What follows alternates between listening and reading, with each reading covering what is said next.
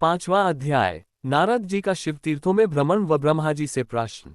सूत जी बोले, महर्षियों, भगवान श्रीहरि के अंतर्धान हो जाने पर मुनिश्रेष्ठ नारद शिवलिंगों का भक्तिपूर्वक दर्शन करने के लिए निकल गए। इस प्रकार भक्ति मुक्ति देने वाले अनेक शिवलिंगों के उन्होंने दर्शन किए।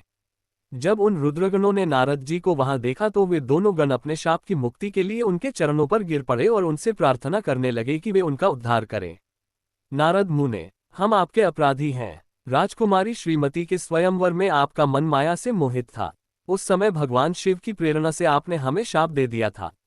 अब आप हमारी जीवन रक्षा का उपाय कीजिए। हमने अपने कर्मों का फल भोग लिया हो। कृपा कर हम पर प्रसन्न होकर हमें शाप मुक्त कीजिए। नारद जी ने कहा, हे रुद्रगणों, आप महादेव के गण हैं एवं सभी के लिए आदरणीय हैं। उस समय भगवान शिव की इच्छा से मेरी बुद्धि भ्रष्ट हो गई थी, इसलिए मोहवश मैंने आपको शाप दे दिया था। आप लोग मेरे इस अपराध को क्षमा कर दें, परंतु मेरा वचन झूठा नहीं हो सकता, इसलिए मैं आपको शाप से मुक्ति का उपाय बताता हूँ।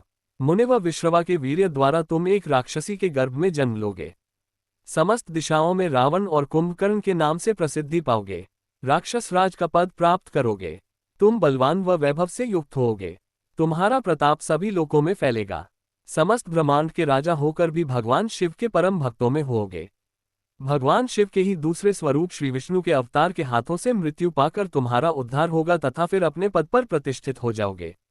सूत जी कहने लगे कि इस प्रकार नारद जी का कथन सुनकर वे दोनों रुद्रगण प्रसन्न होते हुए वहां से चले गए और नारद जी भी आनंद से सराबोर हो मन ही मन शिव जी का ध्यान करते हुए शिवतीर्थों का दर्शन करने लगे।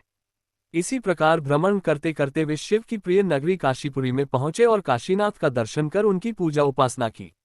श्री नारद जी शिवजी की भक्ति में डूबे उनका स्मरण करते हुए ब्रह्मलोक को चले गए। वहां पहुंचकर उन्होंने ब्रह्मा जी को आदरपूर्वक नमस्कार किया और उनकी स्तुति करने लगे।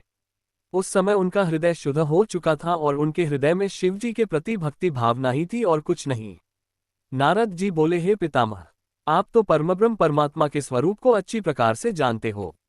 आपकी कृपा से मैंने भगवान विष्णु के महात्म्य का ज्ञान प्राप्त किया है एवं भक्ति मार्ग, ज्ञान मार्ग, तपो मार्ग, दान मार्ग तथा तीर्थ मार्ग के बारे में जाना है, परंतु मैं शिव तत्व के ज्ञान को अभी तक नहीं जान पाया हूँ। मैं उनकी पूजा विधि को भी नहीं जानता हूँ, अतः अब मैं उनके बारे में सभी कुछ जानना चाहता हूँ।